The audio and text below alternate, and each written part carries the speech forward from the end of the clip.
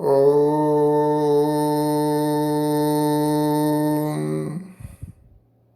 सबको सादर सप्रेम नमस्ते जी। आज हम कर्म फल व्यवस्था पर 9वीं चर्चा करेंगे। पिछली चर्चा में हम बात कर रहे थे कि जब बच्चा पैदा होता है तो उसके साथ जाति, आयु और भोग वो साथ लेकर के आता है। और उसको स्पष्ट किया था जाति क्या होती है। ये सब जाति, आयु, भोग जन्म के समय निश्चित होते हैं। अब इस जन्म में जाति तो बदली नहीं जा सकती, लेकिन आयु और भोगों में परिवर्तन किए जा सकते हैं। ये हमारी चर्चा चल रही थी। और जो इस जन्म में व्यक्ति विवेक, वैराग्य, स्वाध्याय, ईश्वर प्रणिधान और अष्टांग योग के द्वारा, जिसमें यम, नियम, आसन, प्राणायाम, प्रत्याहार, धारणा, ध्यान, समाधि, जो इनको सिद्ध कर लेते हैं, तो धीरे धीरे वे जो अपने अविद्या रूपी जो क्लेश है, जो अज्ञान है और जो कर्माशय अविद्या से बना हुआ था, उसको कमजोर करते करते और उस कर्माशय को पूरा ऐसा बना देते हैं कि फिर उसमें क्लेश नहीं आ सकते। अर्थात हम इसको बोलते हैं दग्ध बीज कर देते हैं। जैसे एक चना है और उस चने को हम बोएंगे तो उगेगा, लेकिन अभी हमने उसको भून दिया। अब भूनने के बाद में अब वो चना तो है, लेकिन अगर अब उसे बोएंगे तो वो अब उगेगा नहीं। तो इसलिए ऐसे ही हमारे जो संस्कार हैं, जब दग्ध बीज हो जाते हैं तो उस समय व्यक्ति की योग्यता मुक्ति की बन जाती है। और ये मुक्ति का अर्थ क्या होता है? नितांत दुखों से छूटना। और अभी शेष उसके कर्म कुछ ऐसे रह जाते हैं जो उसे भोगने थे, लेकिन वो दग्ध बीज कर दिए, और इसके कारण से अब इस जन्म में वो उनको भोगेंगे नहीं, क्योंकि वो मुक्त व्यक्ति हो गया। तो ये शेष बचे हुए कर्म जो हैं वो मुक्ति के पश्चात जब दोबारा जीवात्मा शरीर धारण करेगा तब भोगेगा। अब व्यक्ति कई बार ये प्रश्न करता है कि जब दोबारा जन्म लेना ही है, मिलेगा ही, तो फिर इतने पापड़ क्यों बेलने? लेकिन इसको समझना होगा कि सीमित अर्थात लिमिटेड कार्यों का अनलिमिटेड फल नहीं मिल सकता है। और हमारी आत्मा एक लिमिटेड कार्य ही कर सकती है, बहुत अल्पज्य है, बहुत छोटी है। और ईश्वर का ज्ञान जो है अनलिमिटेड है, जो कोई भी योगी पूरा पूरा उसको जान नहीं सकता। अर्थात ईश्वर की व्यवस्था इतनी बड़ी है कि अरबों आकाश गंगाएं हैं, और एक आकाश गंगा से में एक छोर से यानी एक किनारे से दूसरे किनारे तक अगर प्रकाश की गति इतनी तेज है, उसके बावजूद उसको दूसरे छोर पर जाने के लिए 1,00,000 वर्ष लगते हैं। और ऐसे अरबों आकाश गंगाएं हैं। तो ईश्वर की विशालता, उसकी सृष्टि की विशालता का दिग्दर्शन होता है।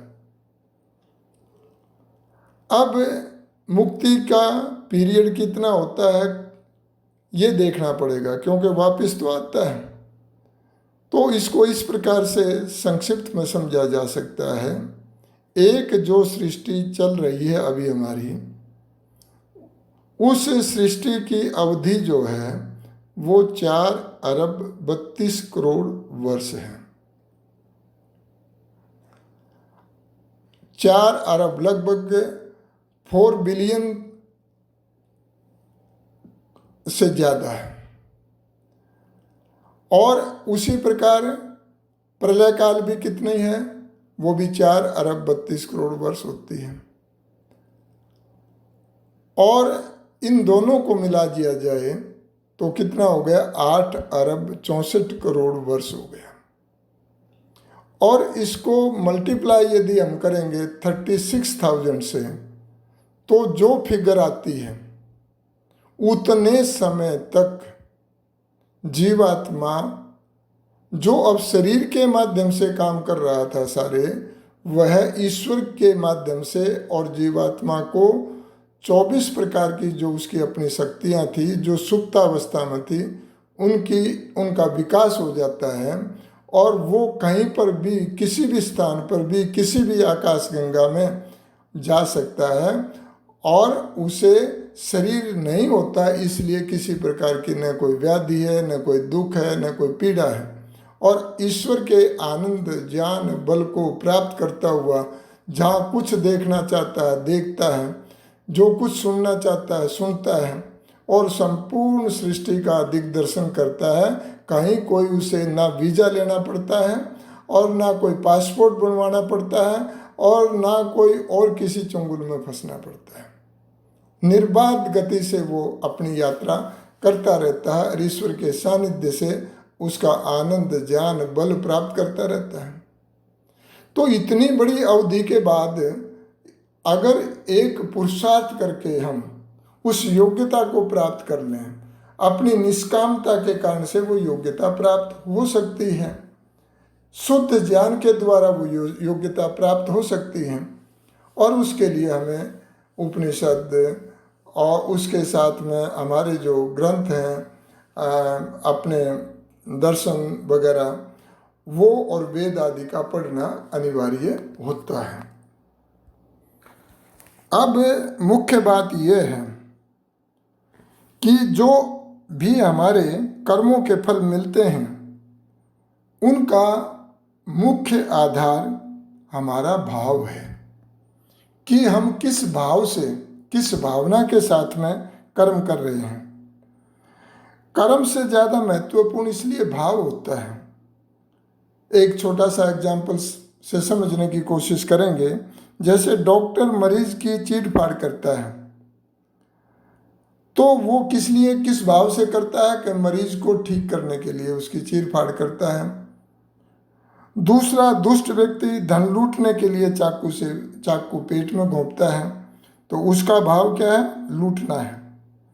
तो भावना यहाँ भिन्न है। डॉक्टर विधिवत काट चीर कर रोग को दूर करता है, और दुष्ट व्यक्ति की भावना लूट कर चोट पहुंचाना है। इन भावनाओं से फल प्रभावित होगा। डॉक्टर को फल अच्छा मिलेगा और दुष्ट को दुख रूप में फल मिलेगा। अब बात यह आती है कि यह सिलसिला कब तक चलेगा।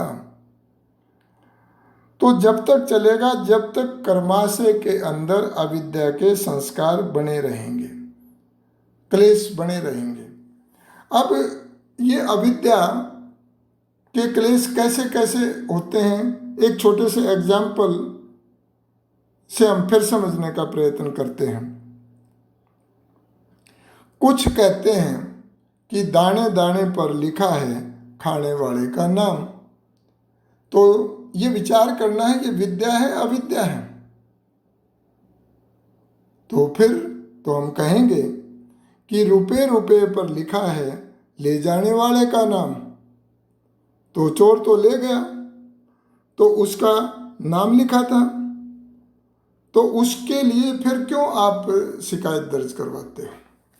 इन बातों पर विचार करने से पता लगता है ये छोटी छोटी बातों में भी अविद्या घुसी हुई है। अब मुख्य बात फिर आती है कि व्यक्ति ये विचार करते हैं कि अविद्या का क्या अर्थ होता है। अविद्या के बहुत सारे अर्थ होते हैं, 6 अर्थ शास्त्रों में बताए हैं। यहाँ जो भाव है अविद्या का, जो ऐसा ज्ञान जो व्यक्ति आत्मसात नहीं कर रहा है, ऐसा ज्ञान जिसमें आत्मा और परमात्मा का लेश मात्र भी नहीं है, ऐसा ज्ञान जो केवल अपने उपार्जन के लिए, आजीविका के उपार्जन के लिए है, वह सब अविद्या की कैटेगरी में आता है। सांसारिक जितना ज्ञान हम प्राप्त करते हैं और जीवात्मा और प्रकृति का और ईश्वर का ज्ञान हमारे को नहीं होता है, तो हम अविद्या में ग्रसित हैं। दूसरा, व्यक्ति यदि दुखी होता है तो वो दुख का कारण अविद्या है, इग्नोरेंस है। ये समझ लेना चाहिए कि उसके मूल में अविद्या बहुत है अगर वो दुखी होता है। सांसारिक परिस्थितियों में अगर दुखी हो जाता है तो इसका अर्थ है अभी इस अविद्या को दूर करना पड़ेगा। आज का इतना ही रख करके कल हम फिर चर्चा करेंगे और इससे आगे बढ़ने की कोशिश करेंगे।